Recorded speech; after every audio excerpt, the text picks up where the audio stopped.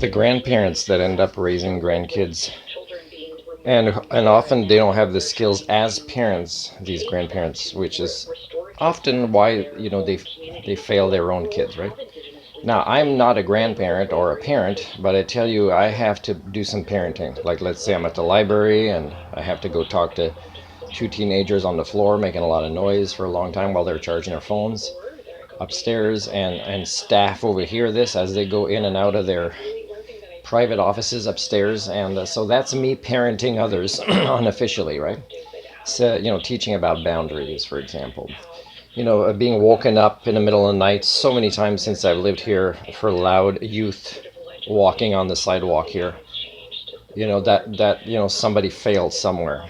Now, this could be a work industries thing. That if let's say I move from here because it's toxic, and I go get a two-bedroom apartment somewhere just for me, it'd be for the hope to being there for a young person whose own relatives are not there for them.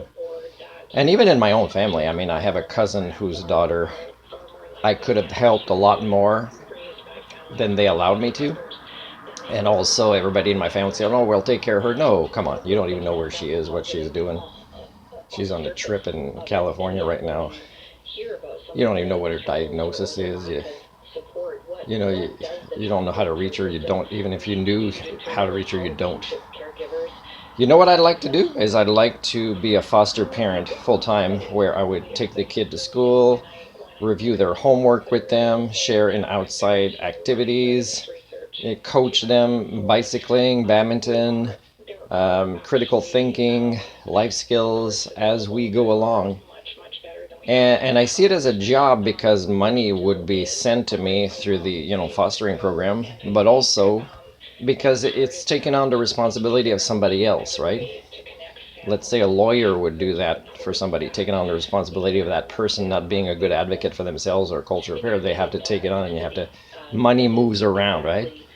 There's no making proto-societies or our species or the human condition better without a species stuck in the magical monetary paradigm to have money move around.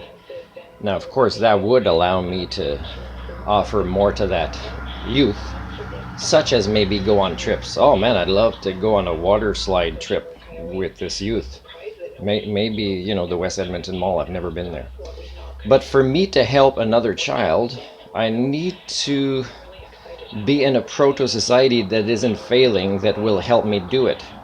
So again, this is an example of work industries where I can't help because it means that you have to look at yourselves in the mirror. And so many work industries are like this. There's an old person yesterday that said, well, maybe you have to kind of lower your standards to get a chance to have work. And then that again, I have to explain, well, I worked hard to become an adult and to get human standards in my life, and bringing myself down it would be an act of violence against me that most people in work industries are asking me to do.